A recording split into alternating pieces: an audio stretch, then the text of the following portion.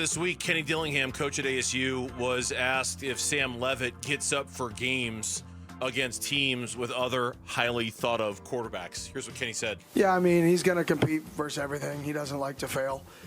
So he wants to be the very best he can be every single game. Sometimes you just got to take a deep breath and realize you get to play college football at an awesome place, and you're living out your dream. And I think he did that this week. I don't know, Gambo, the guy who's going to draw motivation from the NAU kicker in week 1. The guy who draws motivation from other quarterbacks that people think are better than him that he's got up on a whiteboard in his apartment or wherever it is that he lives. Something tells me that the amount of ink and the amount of pub that Sawyer Robertson has gotten this week is going to act as motivation for Sam Leavitt. Because Sawyer Robertson is getting some love, and conversely, Sam Leavitt hasn't got a ton of love so far this season. I'm just printing out this story on CBS Sports, and I'm like sliding it under his dorm room door. That's what I'm doing, anonymously in the middle of the night. I'm just dressing up, and it's something people can't see me. Sam Leavitt is number 9 on the NIL list in college football. I don't think he's living in a dorm. I'm just guessing. Not living in a dorm. I don't think at $3 million this year. Doesn't like that college experience. Sam Leavitt is living in a dorm, but you don't think he's like pulling the beds apart so there's a little extra room between him and the roommate? I could be wrong. I don't think some of those dorms are nice, man. I don't think Sam Leavitt's sharing a bathroom with another guy in a dorm. My daughter had when she went to Loyola on a full scholarship for soccer, she had a corner room overlooking the lake with like it was. I had a very nice dorm room at Cronkite, I will say. You walked in, there was a little living room, you had our own private bathroom, and then me and my roommate had our own separate bedrooms with closing doors in there. I'm sure some of the dorms are lovely. I'm sure they are. I'm sure Sam Leavitt is also not in them. Sam's renting a 5,500 square foot mountain view, infinity edge pool. He's probably renting that.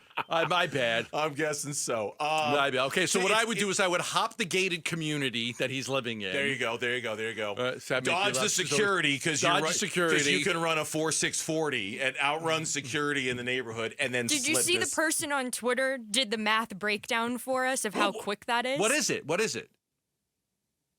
I saw something on YouTube. On YouTube, somebody said I didn't see Twitter, but I saw YouTube. His 8 on the treadmill is like running a 5.0 40-yard dash. So somebody did a 440-yard dash would be going 20.45 on the treadmill. You were going a 16:36. That's not true.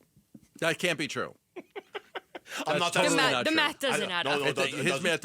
A guy on Twitter said it's a 5-second 40-yard dash. 8.0 on the treadmill is a 5-second 40-yard dash. There's only one way to find out. Let's go mark it off in the parking lot. Let's go have Gambo run it. Where's JJ Puts when we need him? Let's do it. All right, so let me get back to my story. Yes, please do. The 12 most disappointing players in college football so far. DJ Lagway, Arch Manning, Cade Klubnik from Clemson, the Sellers quarterback from South Carolina, Proctor, the offensive tackle from Bama, Jeremiah Love from Notre Dame. They got the quarterback from UCLA, and all of a sudden, there it is, Sam Leavitt. Sam Leavitt is listed as one of the 12 most disappointing players in college football this season. I'll read it to you. Leavitt was expected to build on his breakout 24 season, but so far has struggled to find that same spark. He's completing 58% of his passage for an average of 176 yards per game with 5 touchdowns and 3 poor interceptions. He's consistently targeted Jordan Tyson and used his legs effectively, but the Sun Devil schedule toughened significantly, and he needs to rediscover his 2024 form to keep Arizona State in the Big 12 picture. He's listed on this CBS Sports story. The one that you're going to slide under the door of his expensive condo wherever he lives. One of the 12 most disappointing players in college football so far. Are you surprised that he's on this list? Because I'm not. Probably I'm not surprised he's on this list. Probably. And you know why I'm not? That first half against Mississippi State. And honestly, that whole game against Mississippi State. I actually know it by heart. 5 for 15 for 31 yards. Yeah, that's why. Why do I know that by heart? Heisman candidates don't do that. No. They don't. And when they do that, they cease to become Heisman candidates. Now, it hasn't ended like that for Sam yet, but, I mean, you get notched way down the list when you do stuff like that. I'm sorry, that's just kind of – I don't make the rules. I'm just telling you that's kind of how it goes. You know, like when you have performances like that, people are going to go, yeah, it's – now he can earn it back. There's still plenty of time for him to earn it back, but I tell you, this Sawyer Robertson kid, now to go to flip side of the coin. Let's flip it. It was a gambling story that I was reading on The Athletic, but nevertheless. How you doing? How you doing? I got to throw the shekels down. Looking for content, you know, just finding stuff. I'm not going to go lay any shekels on this game. I have no feel for this game at all. But somebody does, and on The Athletic, they were making oddly specific predictions for Week 4 in college football. Light it up, Bernsey. Sawyer Robertson lights up ASU. That was the oddly specific prediction to this game. He's number 2 in the country in passing yards. Yeah.